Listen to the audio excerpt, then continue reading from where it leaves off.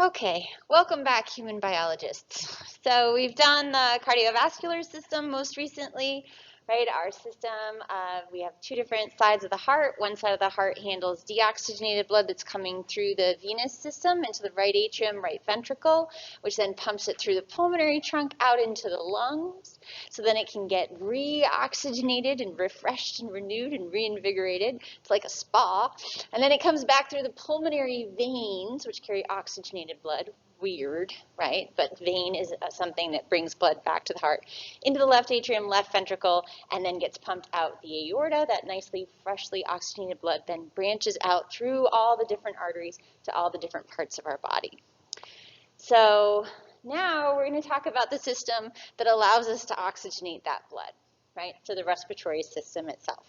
And before we get into kind of the nitty-gritty of that, current events have given us so many great opportunities to talk about science. So I was really kind of delighted the treatments that President Trump received for his COVID-19 is a medication called Regeneron, and that was an infusion that he got on Friday. And so what that is it's actually antibodies that have been produced in a laboratory.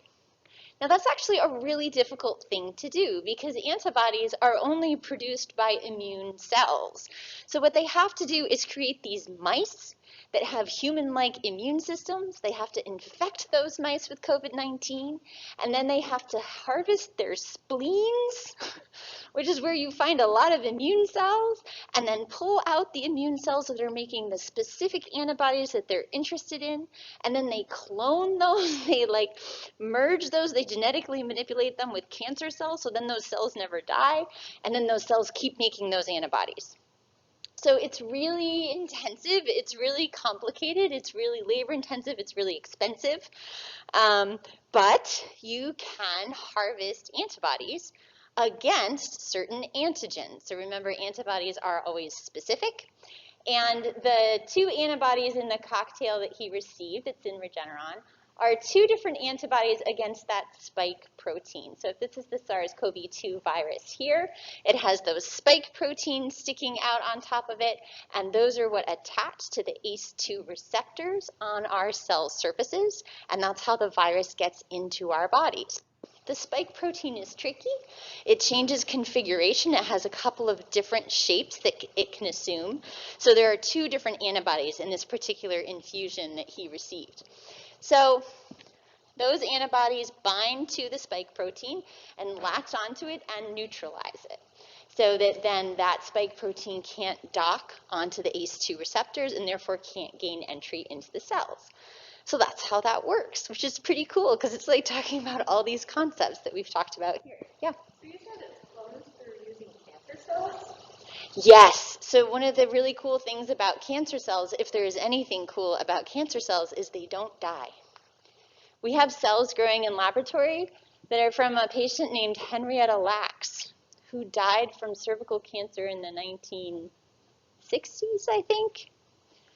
And we have cell lines still today growing, and we just make more of them and ship them off to other labs. And so there's an amazing book called The Immortal Life of Henrietta Lacks that I totally recommend. It's really well done. But yeah, cancer cells don't die. I know. They're immortal, which is why they're so tricky, right? A cell that was eventually going to die like it's supposed to, not so much of a problem. And in fact, there's an extra credit assignment posted in this week's module about, what is it? I think the title is How Old is Your Body Anyway, or something like that. And it looks at different tissue types. And one of the things that it talks about, and I like it because as far as tissue types, it shows these really nice kind of cartoons of all the different types of tissues that we talked about a couple weeks ago. But it also talks about what the average lifespan of that type of cell is. Right, so last time we talked about how red blood cells normally live about 90 days, 90 to 120 days. Different cells have different lifespans, and so we're constantly making new ones. And that's a good thing, because they start to wear out after a while, except for cancer cells. They keep going. So they're really helpful for research and production of biologic materials. So anyway, an antibody to neutralize that spike protein so the virus can no longer dock on the ACE2 receptor of your cells, can't get into your cells, then it can't make more copies of itself, right? Because the whole way a virus works is uses your cell's machinery to make more copies of itself. So that was one medication that he received. It's still experimental, though. It still hasn't been proven totally to work. So it's not like out for mass consumption. But if you're a very important person, right, people make exceptions. All right, the second thing he got is remdesivir. And that's an antiviral medication. And it's classified as a nucleotide analog. All right, so an analog means something that looks like something else. It doesn't mean as an analog versus digital. Analog means something that's the same. So, or kind of an imposter. And so nucleotides are those different bases that make up DNA and RNA. So remember we talked about for DNA, the 4 different options for the letters are A, G, C, and T, right? That movie Gattaca. And RNA, it's almost the same. There's just this one that's different, uracil instead of thymine. So when we talked about those different categories of organic molecules, and nucleic acids was one of those categories, you're like, oh my gosh, I forgot all about that, right? I'm reminding you, right? This keeps coming back. It's like the luggage carousel. You'll get it eventually and it'll stick. All right? So what this does is the remdesivir molecule itself looks a lot to the machinery that makes RNA copies, that would make copies of the virus. It looks a lot like adenine. So I found a little video that shows you what it does. There we go. Okay. So the third medicine he got is something called dexamethasone. Dexamethasone is a corticosteroid. So we've talked about steroids in here before. Again, when we talked about the 4 different categories of organic molecules, right? We had carbohydrates, proteins, fats and lipids, right? And then the nucleic acids. So under fats and lipids, right, we had the fats and oils, which had the fatty acids attached to a glycerol molecule, but we also had the steroids, like cholesterol, like testosterone, like estrogen. And they are called steroids because they have these 4 carbon rings. Okay, so some steroids are anabolic steroids that'll make you put on muscle, but some steroids are not, right? When we say steroid in science, we're referring to this particular chemical structure. So dexamethasone, the way it works, which is really interesting, is it dampens the immune system and kind of prevents it from responding really strongly. And you might think, well, why would we want to do that, right? We want your immune system to have a robust response. And the reason is sometimes what makes you sick or ill or causes problems for you is not so much the infection, but your immune system's response to it. Sometimes the thing that makes you sickest is an over-exuberant immune response, right? So instead of like sending in a sniper and picking off the virus, sometimes it's like you just send in and it like destroys your own cells along with everything else. So what dexamethasone does is it tones this down and makes sure that you don't overreact and end up destroying your own cells as well as trying to destroy the virus. So that medicine is usually only used in really sick patients who are on a ventilator with COVID-19. Remdesivir is usually only used in people who need supplementary oxygen because those are the populations of people in which there's been shown at least some potential benefit. So if you're wondering why all the speculation and people don't believe that he's not as sick as he says he is or whatever, part of that is because people are like, well, why is he getting these medicines, right, if he's not so sick?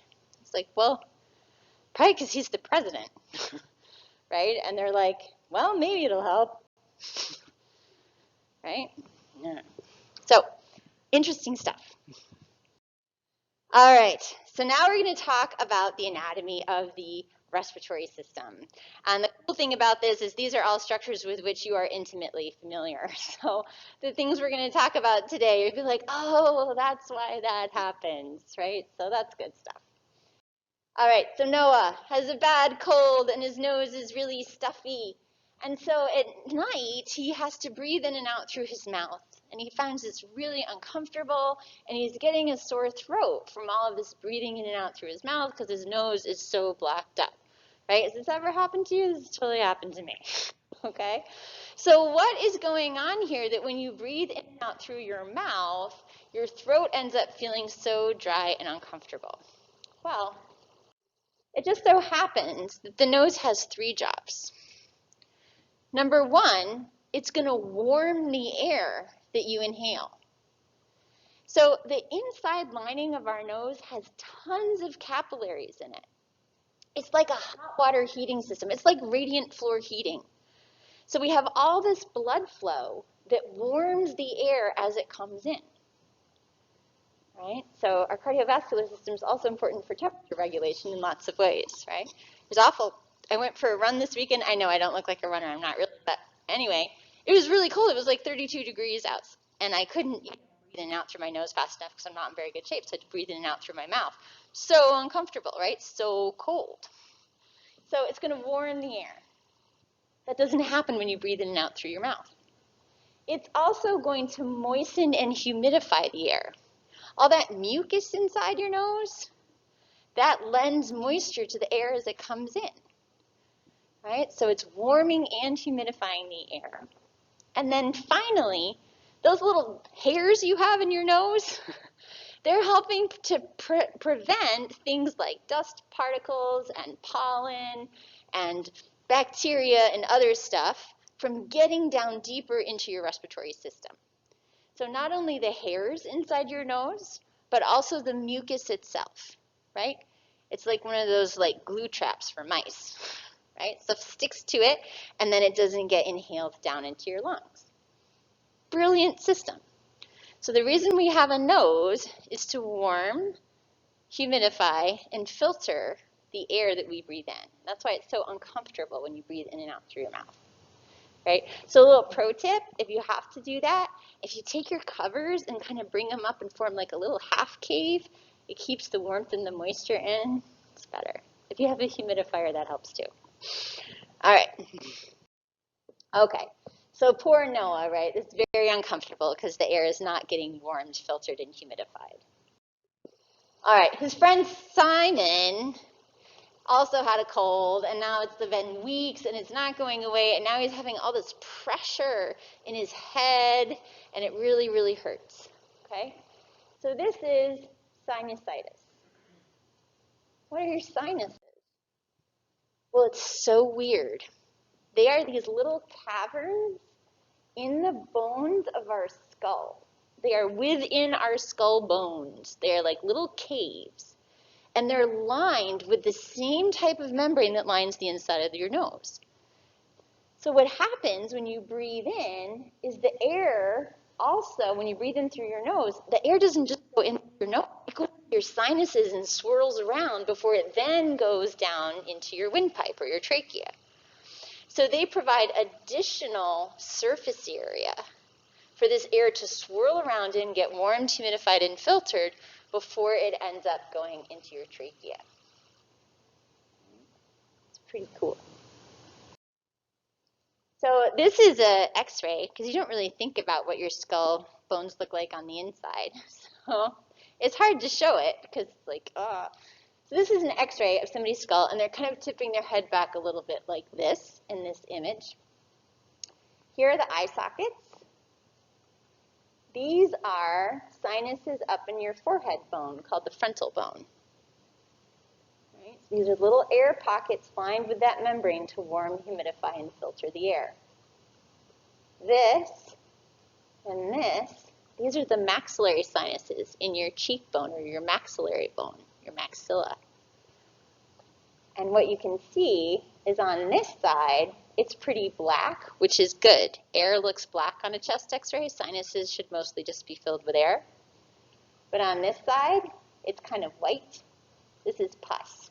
This is infection. This person has a sinus infection on that one side. It's pretty cool.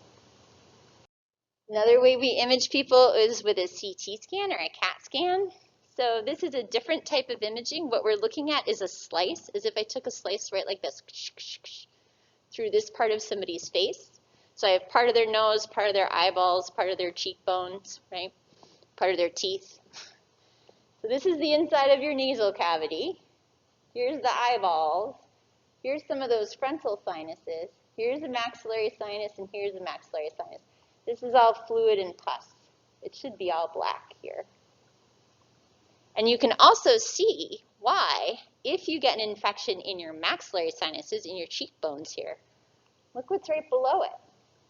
So sometimes you feel tooth pain when you have a bad sinus infection, if it's in these particular sinuses, because the teeth are right here.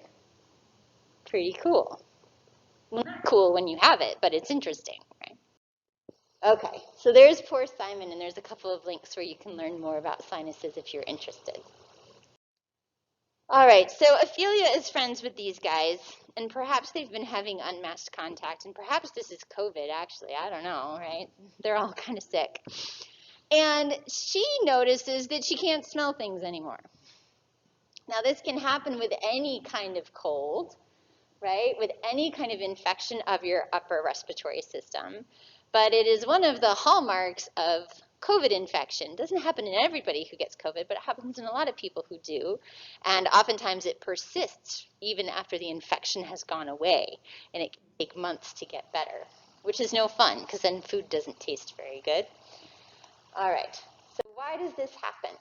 So the nose, in addition to warm, filtering, and humidifying the air, also has sensory cells for our sense of smell, which is called olfaction. Right? So our olfactory cells are our odor sensing smells for our sense of smell. And they are located at the top of the nasal cavity here. So you can see that anything that causes inflammation and congestion in the nose can interfere with those nerve endings and the ability to sense smell. So, and just a reminder, we talked about what are the places in the body that COVID-19 infects, right? And so it can infect places with cells that have ACE2 receptors, because that's how it gets into them. And so these are, I'm not going to quiz you on this, right? But these are all the different types of cells that happen to have a lot of ACE2 receptors. So it helps us understand why we see some of the symptoms that we do see. So ciliated cells are in the nose. These are cells with those little cilia, right? When your nose gets really runny and they're moving all that mucus out, that's your cilia there. There's also ciliated cells in your lower respiratory tract, which we'll talk about again today, right? So absolutely, that's one of the places that it gets into your body and into your cells and makes more copies of itself, as well as the linings of your blood vessels. All right, questions about this much? Yeah? So back in like sinus infection and things like that, do they drain the pus out from the sinus cavities, or is there any way to get that out, or does it just gradually disappear on its own? Right, so what happens to that pus from a sinus infection? A lot of times your immune system will take care of it and break it down, right? Sometimes we'll use some antibiotics to help that process along, to help get rid of the infection if we think it's bacterial, and that'll help. But our body is really good at cleaning things out, usually. Now, sometimes it's not, and sometimes people end up having to have sinus surgery. What they do when somebody gets sinus surgery, and it's one of those videos in there, is they like go in, so there's these little tiny openings in and out of the sinuses. So they go in and they basically remove some of the bone to make the opening to that cavern bigger, so that stuff doesn't get stuck in there as easily. It's a very unpleasant surgery to have done. Yeah? So what happens when you blow your nose is any mucus that's in your sinuses or in your nasal cavity, you're just expelling it out. So it's mucus that was already all in there, and you're just blowing it out. Yeah? Yeah? Yeah, so neti pots, yeah. So a neti pot is, it looks like a little teapot, and you make kind of a warm saltwater solution, and you put one end in your nostril and tip it and let the fluid drain in, and it kind of percolates through all your sinuses and your nasal cavity. And if the openings are big enough and not blocked, it'll get into your sinuses and help clean them out. And they've actually been shown to be helpful for treating allergies as well as sinus infections. So it's a bit of an uncomfortable sensation if you're not accustomed to it, right? Like when you get water up your nose at a swimming pool. But they can be really helpful in just kind of cleaning out debris or infections. Yeah, but yeah, it does get in the sinuses. But luckily we have those little ciliated cells that clean everything out. Yeah, not normally a completely sterile place. Yeah. Other questions about nose and so certain type of water for neti pot. So a lot of times they'll recommend you use distilled water, and then you add a solution of, guess what? Salt. Because we are saltwater beings, right? So you want it to be isotonic. Ha ha ha, it's all coming full circle. Right? Because you don't want to cause those cells to swell and you don't want to cause those cells to shrivel up. Sometimes people make it slightly hypertonic with the idea that those cells are already a little swollen, so we want to kind of shrink them a little bit. There's debate about what's the best way to do it. All right, good stuff. All right, poor Terry has something in his eye, and his eye has been watering, and now his nose is running. Okay, so why does that happen? It happens because we have a tear duct, nasolacrimal duct, that drains from the inner corner of your eye. There's two little puncta, two little holes, one here, one here. When you go home today, look in the mirror really close, and you can see it's just like a little tiny black pinpoint, right? You have these two little holes that then drain tears down into your nose. And so this is the reason why we have this is because all day long our eyes are tearing. All day long we are making tears, just at very low levels, and it's constantly washing across the surface of our eye to keep them nice and clean and lubricated and moist. And then it just drains down into our nose, and we don't even really notice it, and we just kind of swallow it down the back of our throat. Right? So sometimes in the office, if somebody has something in their eye and I need to take a close look at their eye, sometimes I'll put some orange dye in their eye. It's this like fluorescent stuff. And so I have to warn them, later today you'll blow your nose. It'll be fluorescent orange. Don't be freaked out, right? It's just the dye draining down that tear duct and ending up in your nose. Yeah? So this is why when you start to cry, your nose starts to step up because there's just so much draining into it. Absolutely. Yep. All right. Tear ducts. All right, now we're going to talk about the throat. Our fancy name for the throat in biology is the pharynx. The pharynx is the throat. So there's kind of three different regions of it. I'm not going to ask you to memorize those, but I just want to show them to you. Behind the nasal cavity, and you had no idea how far back your nose goes. It goes really far back. If you've had a COVID test at the clinic, as opposed to at the gym, you know how far back it goes. Back here is the part of the throat that's behind your nose, called the nasopharynx. This is the part of your throat that's behind your mouth. This huge thing here is your tongue. Tongues are enormous. Oropharynx. And then down here is the laryngopharynx, because it's behind the larynx, which we'll get to today also. All right, so that nasopharynx, if you come to the student health services for a COVID test, that's where the Q-tip has to go, right? It goes about this far back, right? So we actually have quite a lot of room back there, right? And the nasopharynx is also why if you're drinking soda and somebody makes you laugh and you snarf and then stuff comes out your nose, because it's all connected back here, right? But then it stings and it feels really yucky because usually there's only air up here, right? This stuff, stratified squamous epithelium, totally fine with soda. This stuff up here, ciliated epithelium, not fine with soda. Doesn't feel good. All right. So Eustace has a cold, but it's not that bad. But what's bugging her is her ears really feel plugged. She feels like she just needs to clear them. Like she can't hear really well. They kind of feel stuffy and strange. So she comes to the clinic, we look, her ears aren't red at all. But what we see is her eardrum is not laying nice and flat like it should. And that is because of the eustachian tube. So here's your outer ear, and then here's your ear canal, right, where wax can build up, which is fine. And then the eardrum sits here. Then in here we have those little bones, but then there's a tube that opens down into the back side of your throat. And that tube, that eustachian tube, its function is to equalize pressure across the eardrum. The way the eardrum works is by vibrating when sound waves hit it, right? So as I'm talking, I'm generating sound waves, and they are causing your eardrum to vibrate. And then your brain is interpreting that and figuring out what that sound is, and what it means. So if that membrane is sucked in, or you can't see my face, bulged out, it can't vibrate. So you have to have pressure equal on both sides so they can vibrate freely. So that's why we have the eustachian tube. So that's why if you go down deep in a pool, your ear hurts, right? Too much pressure on the outside when you go deep. Or when you go up in a plane, your ear hurts. The air pressure is lower, so your eardrum starts bulging outward.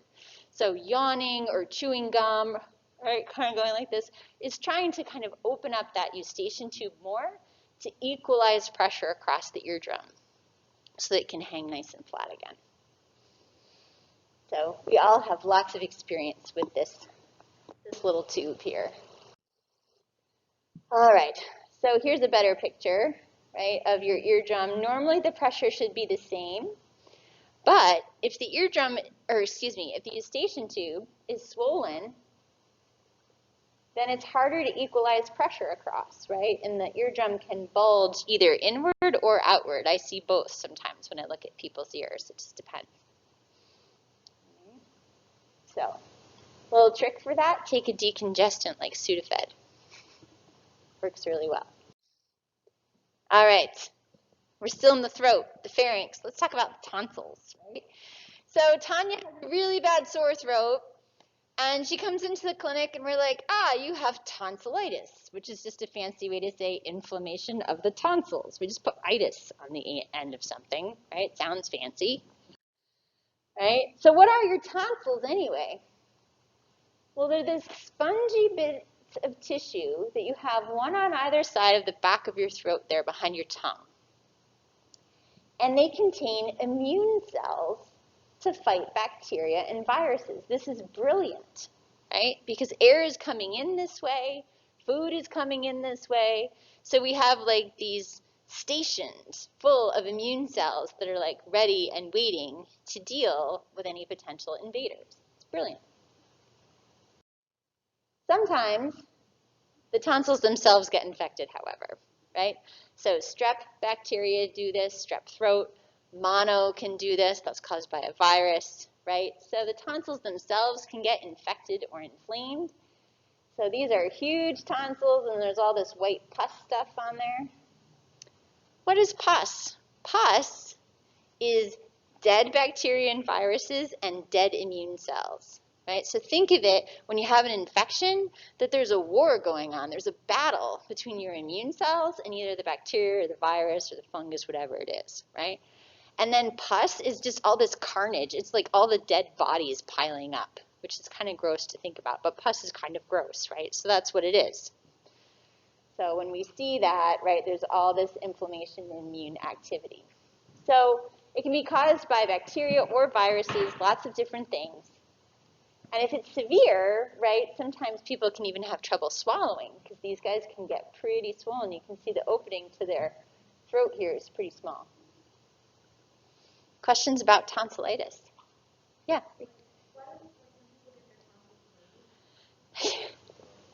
Right. So sometimes some people's tonsils keep getting infected and infected and infected.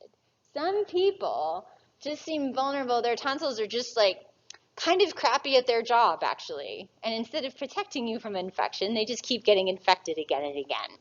So in those people, we will remove their tonsils. You would say, well, weren't they doing something? Well, they were, but thankfully we have a lot of backup systems, right? So you have immune cells all throughout your respiratory tract. So we do not see, interestingly, people who've gotten their tonsils out, we don't see that they are prone to getting more infections later in life. So it seems like the tonsils contribution, although it sounds like it would be pretty impressive, must be relatively small. Yeah, yeah. A lot of people get them removed as children, and it's not a fun surgery to get your tonsils out, especially as an adult, because it's, ooh. So you get a really bad sore throat for about 2 weeks afterwards. You got to eat ice cream? No, yeah, children do much better with it, because they're like, ice cream every day? Awesome. Children are very resilient. Yeah.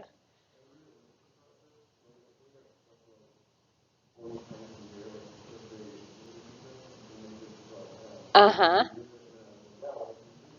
Right. Yeah, if you have tonsils that have been acting up and making you miserable, getting them out is a huge benefit. Yes, absolutely.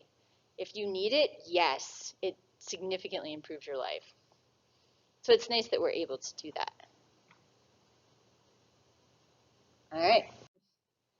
So the laryngopharynx is the lowest part of the throat, and it's the part that's behind the larynx, which sounds like a guy named Larry, but it's the larynx. And the larynx is the voice box. So let's talk about Larry. So he has a cold, and he's better from the cold, but now he can't talk. His voice is really hoarse every time he tries to talk, right? So this is laryngitis. So again, oh look, we just put itis on the end of it. Laryngitis, inflammation of the larynx. So what is going on? So if you take a camera and you look down into somebody's throat, right? You look down her throat, you will see this, vocal cords. They are stretched across the opening of your windpipe, and we have little muscles that move them either closer together or further apart. And then we modify our airflow across them and the tension on them to change the frequency with which they vibrate. And that is how we produce sound. It's crazy, right? So if I do, oh, that's a really low frequency of vibration. I do, that's a really high frequency of vibration. Right? And it's these little tiny membranes are vibrating. And they're vibrating so quickly, right? Like 300 times per second. You can't even see that unless you slow it down with a special camera. But, so, all right. So, our amazing vocal cords. And when you get laryngitis, what happens is that your larynx is inflamed and swollen, right? So this is all swollen, your vocal cords are swollen, and that's why when you try to talk, your voice is really hoarse.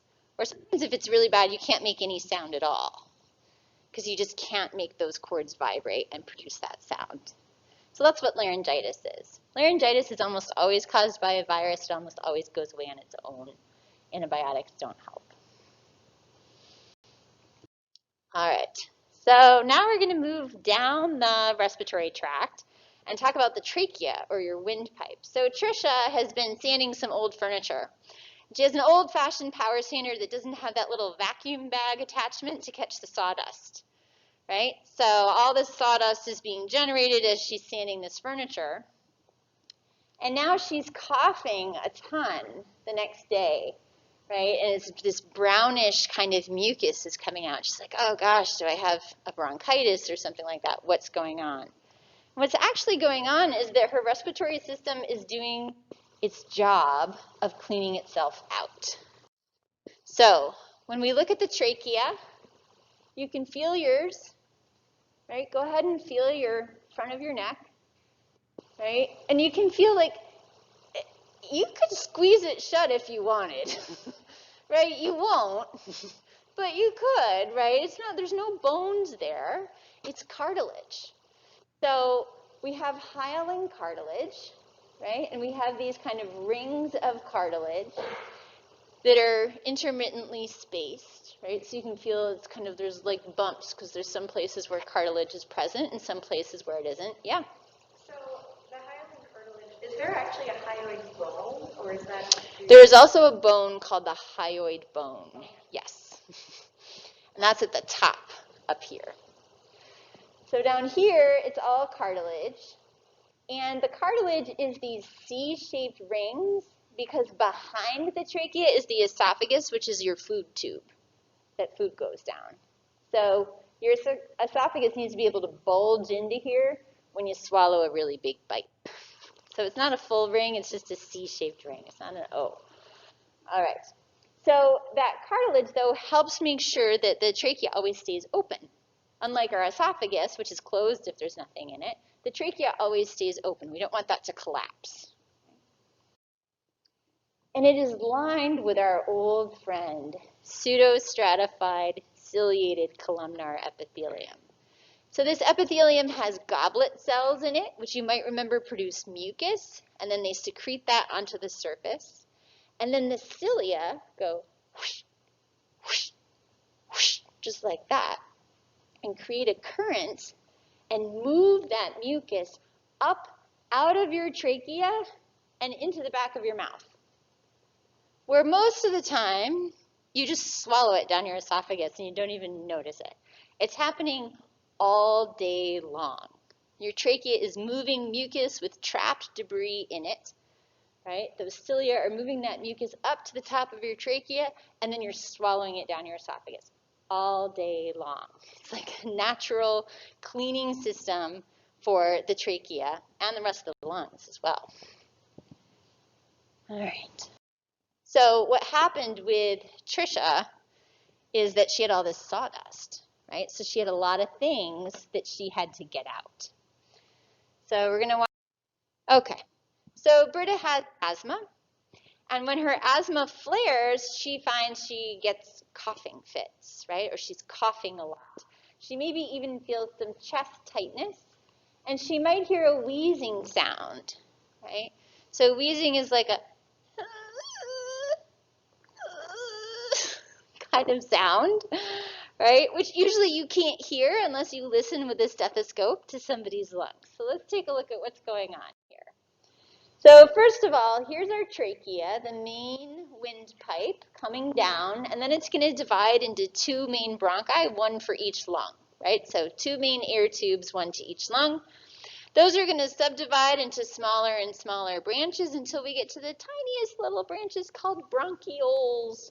You notice if something is very small, we put eole on the end of it, like the smallest arteries are arterioles. So the smallest bronchi are bronchioles, right? So, and you'll see, looking at them, that the bronchi also have cartilage around them to help keep them open, right? So that's good, that's important.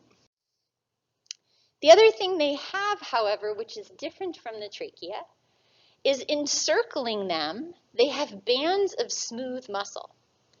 So you might remember smooth muscle, when we talked about tissue types, is involuntary, right? It doesn't have stripes, it's not striated, and there's only one nucleus per cell. But the key thing is that it's involuntary, okay? So we've got bands of smooth muscle that circle around the outside. And on the inside, we have our friend, pseudostratified ciliated columnar epithelium, because we're also going to clean out the bronchi, just like we do the trachea. Same thing. They call it the mucociliary elevator, because like it just moves stuff up out of the lungs. All right, so why do we have smooth muscle around the bronchi? Well, it allows us, if we contract that muscle, it closes down an air tube. Now that can be useful when you want to customize where air is going. And so we will do that if there's a part of our lung that is damaged or diseased. We will stop bothering sending air there if it's not doing us any good, if it's not allowing us to capture that oxygen. So we developed this system to be able to do that if needed, but unfortunately the system can cause us some problems. So in people who have asthma, one of the things that happens is the bronchi get inflamed and this smooth muscle spasms. So instead of a bronchus being nice and open or a bronchiole being nice and open, it gets squeezed tight, right? So instead of trying to breathe in and out through a tube this big, now you're trying to breathe in and out through a tube that's this big, right? And so if I breathe out of my mouth when it's wide open, which you can't see, but just imagine it's wide open, it doesn't make a lot of noise. But if I narrow it down a lot,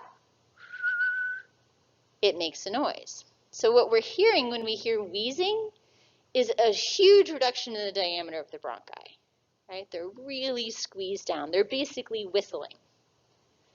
Okay? So this can cause cough is the most common symptom with asthma, because if the bronchi get narrowed a little bit, but not extreme, then you'll cough. If they get narrowed extremely small, then you get that whistling, which is wheezing. And of course, then it's harder to move air in and out, so it can make you feel short of breath. So, what do you think the medicine in the puffer, in the inhaler for asthma, what do you think it works on?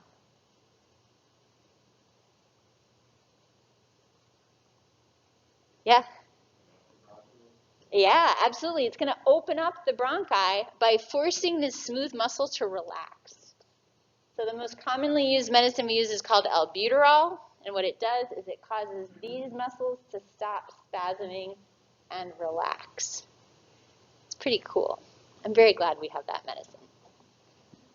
All right. Good. All right, so bronchitis is very similar to asthma, except bronchitis is in response to an infection. Bacterial or viral, it's usually a virus. But it can cause similar things, right? So the bronchi can constrict, you can get spasm of the smooth muscle, and then infection can cause pus and mucus to build up, right? So the big difference is asthma is due to an underlying condition that makes the bronchi susceptible to doing this and being inflamed.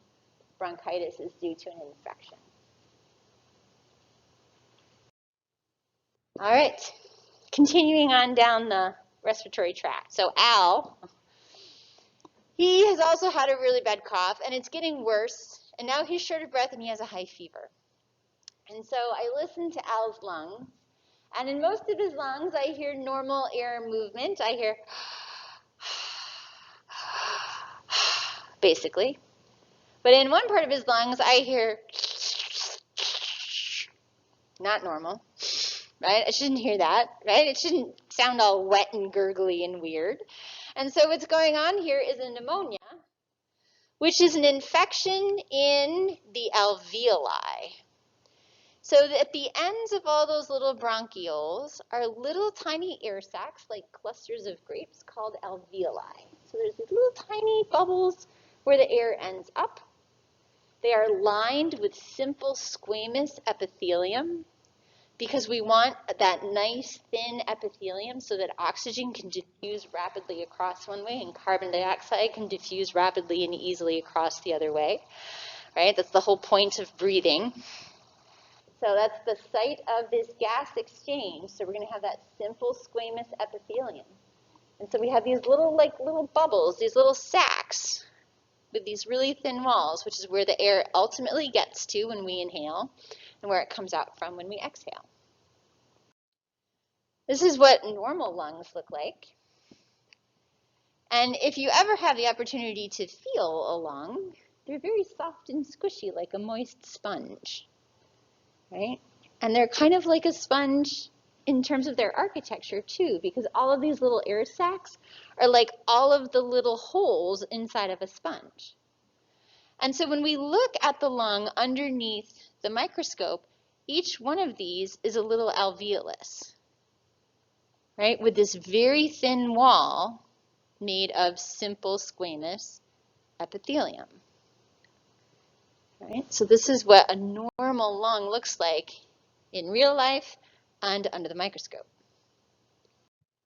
So what's happening in Al? So when you have pneumonia, you have an infection either from a virus or a bacteria, usually, sometimes a fungus. And what happens is the air sacs are infected. The alveoli are infected, so you get pus in the lungs. Right? So places where you should just have air so that you can exchange oxygen and carbon dioxide are now filled with fluid and pus, so obviously you can't do your job. Oftentimes pneumonia is just going to be in one section of the lung, but sometimes it can be spread throughout multiple parts of the lungs, right? Obviously, the more of the lung that is affected, the sicker someone's going to be and the harder time they're going to have breathing and getting enough oxygen. Mm-hmm. Yes, COVID attacks the alveoli, absolutely. Because the cells lining the entire respiratory tract have those ACE2 receptors on them. So COVID does get into the lungs. Look at that. So this is an example of pneumonia due to COVID. So I'm going to show you what we're looking at. On the right side, this is a chest x-ray. So here's the heart, the aorta coming out of the heart. You can see this kind of black column here. That's your trachea, that's your windpipe. And then here's the right lung, because it's always as if the patient is facing us. Here's the left lung. And what you can see is this area here is kind of whiter than it should be. It should be pretty black, because it should just be filled with air, which should be black on a chest x-ray. So there's an area of fluid right here. And so what we're looking at in the image on the right is a CT scan. So again, a CT scan looks at a slice. This particular slice is as if we took a slice this way. Okay. So this is the person's sternum or breastbone on the top. Here's their spine back here. They're laying down on a table. And it's like, like a magician when he cuts somebody in half, but it's through their chest cavity. This is normal lung, mostly black, mostly filled with air. Those little white streaks are bronchi and blood vessels. Look at that. That's pus, right? This is pneumonia. This particular patient it's a COVID-associated pneumonia. This is one of the early case reports out of China, actually. And there's been many, many, many more since. All right. So if you get a COVID-associated pneumonia like this, you might have some trouble breathing. You will probably have a cough. You might have a fever. You will probably feel fatigued and unwell. But you may or may not need extra oxygen because look at all this other lung that's just fine. Right? So you may or may not need extra oxygen. However, if it were to become more severe and affect more of your lungs, like this person, then you're going to have problems. So this is someone in whom not only did they have a pneumonia, but this is someone then whose immune system overreacted and went all Rambo on their lungs, something called ARDS. And what happens is the lungs basically fill up with fluid. So those alveoli that are supposed to be filled with air fill with fluid. So it may be hard to kind of appreciate here just how abnormal that is. So this is a normal chest x-ray, and this is severe COVID, right? This should all be filled with air. It should be black. This is all hazy white. This is all fluid. So it's basically as if the lungs are kind of waterlogged, right? Like a soaked sponge. So you can't exchange gases because they're just filled with water. All right, questions? I know, I don't want this. All right. So, last stop on the anatomy train today is the diaphragm. So the diaphragm is a dome-shaped muscle. It separates your chest cavity from your abdominal cavity, and it sits right here, okay? And so Dina here has the hiccups. So if you've ever wondered what causes hiccups, hiccups is when your diaphragm muscle spasms, so it kind of just goes, and your larynx, your vocal cords and your larynx close all of a sudden. So it's like this 1-2 punch, and so you get, all right? And it just keeps spasming. Really uncomfortable if it keeps happening, yeah? All right. So let's take a break. Yeah. How do you get rid of the hiccups? Well, there's no magical cure for hiccups. There are some things you can try. So holding your breath, you can try, because that forces you to hold your diaphragm still. So sometimes that can be helpful. Drinking cold water sometimes is helpful. Sometimes that change in temperature is enough to stop the spasm. Or gargling with ice water has been shown to be helpful. Do you have another favorite remedy? This is really weird, but it has worked every single time. You take your pinkies and then you lay them on your eyelids as lightly as possible. And for some reason, that stops hiccups. I will try that next time. It works every single time for me, and I don't know why. The other thing I do with my son is I say, all right, you have to say now before your next hiccup, or you owe me $1. And when you have to pay attention and put all this focus on your diaphragm, a lot of times that will help. It's very uncomfortable to do that, though. Eating a spoonful of sugar sometimes helps. Somebody has intractable hiccups that won't go away, which can happen for certain medical problems, then there's medicines we can use. But yeah, we're not really good at treating hiccups. All right, so let's do a Kahoot. Get your phones out for me if you would. All right, so how do we actually move air in and out of our lungs? So there's two different phases. There's moving air in and there's moving air out. So moving air in is called, oops, I pushed the wrong button, inspiration, right? So moving the air in is inspiration, like, oh, I feel inspired, right? Inspiration. And moving the air out, like an exit, is expiration, as in somebody's expiration date, right? So inspiration and expiration. And it just so happens that one phase of this is active. It takes muscular work to do. And the other phase is passive. It does not take muscular work to do. So what do you think? Which one do you think is active and which one do you think is passive? So if you think that inspiration is active, raise your hand. If you think that expiration is active, raise your hand. Yeah, it turns out inspiration is the active phase, and here's how it works. The diaphragm, which is this dome-shaped muscle, is going to contract and move downward. As it does, it's like pulling a plunger down in a syringe. It creates negative pressure inside the chest cavity, which sucks air in. I think I have, oh, there we go. Better illustration. So when the diaphragm contracts, it moves from up here to down there.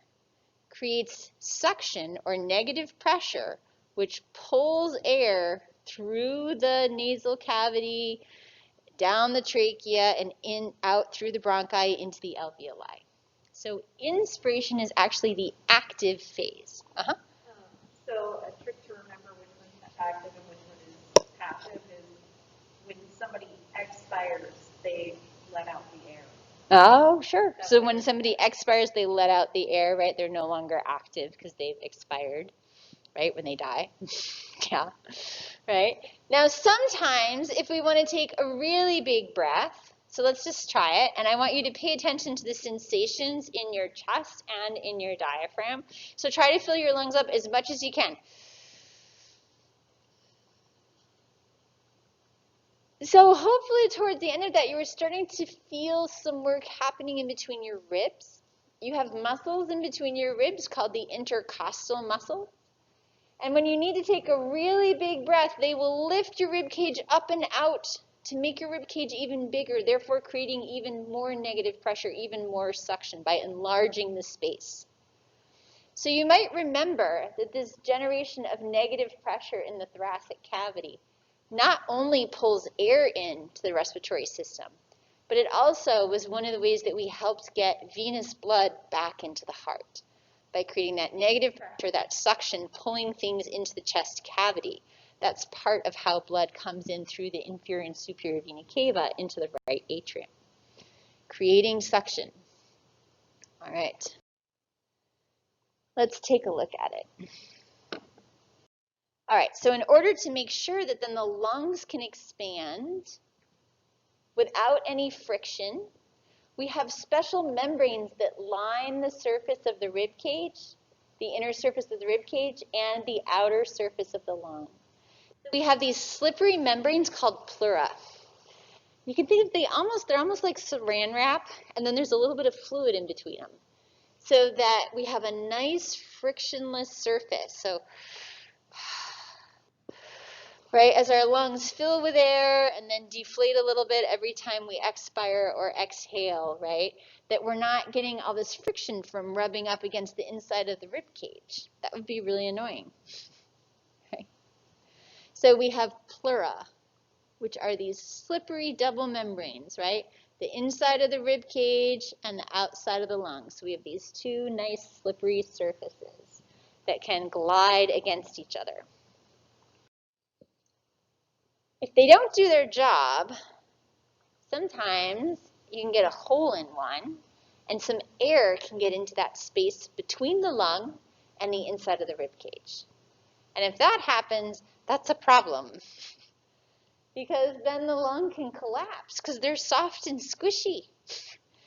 So you can get a lot of air in here sometimes, right? And that's called a pneumothorax. I won't quiz you on that, but just pneumo means air and thorax means chest cavity, right? And then that's a problem. Here's an x-ray. So this is pretty normal looking on the left, but on their right side, this is too black. I don't see any little beebelies of bronchi or pulmonary vessels here because the whole lung has been collapsed down here. This is just air. Right? So we need the pleura to keep things nice, smooth, and slippery, and also to maintain that vacuum seal between the outside of the lungs and the inside of the rib cage.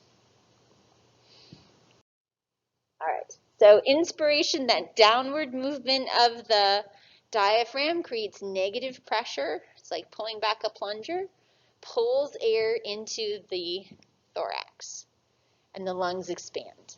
The pleura keep things frictionless and keep that vacuum seal. And then sometimes when we need to take a deep breath, we'll use the intercostal muscles in between our ribs as well. Yeah? How does like Belching? yeah. Burping. So that comes from your stomach, actually. So we'll talk about that. When do we do digestive? I think next week? I don't know. It's all a blur this semester, right? It's all weird. Okay. All right, so that's how we move air in. Now, so expiration is generally passive, right? So usually when you're doing quiet, normal breathing, inspiration is active, diaphragm contracts, move downward, but then it relaxes and just floats upward because you have all these guts and stuff that don't like to be squished that kind of push it back up. And then that creates positive pressure, pushes the air back out. So most of the time it's passive, but sometimes, like when we're speaking, if you're blowing out a candle, or if you're singing, right?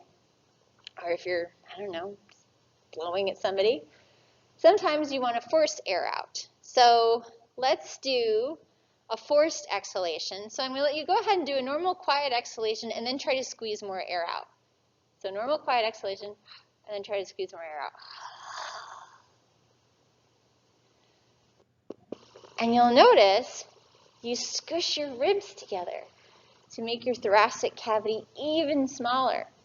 So we actually have a different set of intercostal muscles in between our ribs that when we contract those, they will squeeze the ribs down and in, right? So that we can get even more air out. There we go, forced expiration. So those intercostal muscles, and we'll also use abdominal muscles to push our diaphragm up even more, right? By squishing our guts up into it. So forced exhalation, which is not what we normally do, right? So normally expiration or exhalation is passive, but sometimes it can be active if we want to generate a lot of air or expel more air than we usually do. And so we can use different intercostal muscles for that, as well as our abdominal muscles to squeeze that air out. Questions?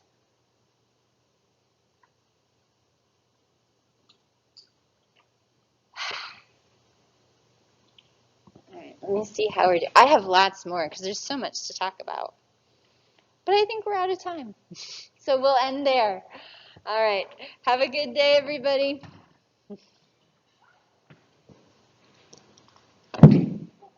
Sorry.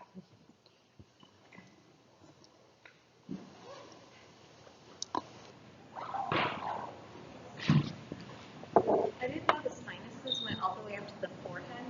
Which Yeah. a lot because I get sinus headaches a bunch. Yeah. I had Yeah. sinus infection when I was a kid, and like it completely wrecked my sinuses. Aww. It was always the first thing to go when I was But that's when I get fixed. I think it's here. Yep, that'll do it.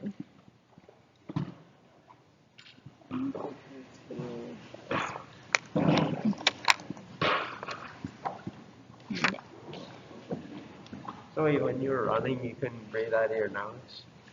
No, because I'm just gasping for air. Well, what I like to do is, was it like a sinus for you, or was it just? No, it wasn't that. It was just Okay. my throat was really irritated because the air was so cold, Okay. and I was breathing in and out through my mouth because I'm not in very good shape. So I'm Do you like, ever get sinus though? sometimes I do. Do you want to know a good way to get rid of it? How do you get rid of those? Well, usually I run down slow, and then I go up quickly. Huh? And that seems to help? Or sometimes like pulling where it's hurting and then coughing. That also helps. That helps too when you get a stitch in your side. Yeah. Or even just like massaging wherever the side Neat. is. All right, I'll have to try that next time I get that. Yeah, because for the shopping, Mm-hmm. should I write on there that I have asthma, or like, because I know it says like if you can't do it for medical reasons, like Right. write like what So you if you feel like you can do it, then go ahead and do it. But if you can't, then yeah, just write it in there. Okay. Yep. Yep. No problem. I was just wondering, like, so some musicians, they can like circular breathe. Oh my gosh, yes. So circular breathing is so cool. So what they're doing is when they inhale, or what they do is they basically pocket some extra air, usually in their cheeks. Okay. So then they're able to push air out of their mouth from their like reserve pocket in their cheek while they're bringing air in through their nose. Oh, it's so cool. It's so cool, yeah. The guy who plays, one of the flute professors at Eau Claire, he does circular breathing, and he plays with the Chippewa Valley Symphony Orchestra, so he's so funny. Because I know some of the people who are in that group, and he'll just show off sometimes and just play a note for like ever, right? But yeah, it's amazing. They're able to kind of close off the back of their throat with their tongue in this weird way, so that they can bring air in this way while they're pushing air out that way from what they've stored in their cheeks. It's like really, humans are amazing. It's amazing what people can do with their bodies. Yeah. Yeah. Hi. We were mentioning hiccups earlier in Yeah. the presentation. I kind of have these weird hiccups that kind of just, they're very, very deep whenever I produce them, and actually stuns people or makes them go by surprise, like, Yeah, right. something like that. Is that kind of related to like acid reflux or some kind of condition that hiccups might have? I don't know that we really necessarily see hiccups more in people who have acid reflux. That's a good question. I don't know the answer off the top of my head. I wouldn't say we see it more. We see it more just in terms of like, if you're laughing, sometimes that'll trigger it. Some people just seem more prone to hiccups than other people. They have like a little more trigger happy diaphragm that's more prone to spasming. Yep, because when my hiccups, whenever they are projected out, they kind of sound like a walrus scream. That's why you saw walrus hiccup. And so part of that too is related to what's happening with the vocal cords at that moment that the air is kind of being forced through. That's what kind of results in the sound. But yeah, it's one of those things where it's like, we don't have a ton of research on hiccups because it's like, for the most part, they're not hurting anybody, and it's just one of those weird things. So it's not like anybody's really awarding grants to solve the mystery of hiccups all that much. All right. Thanks for the info. Yeah.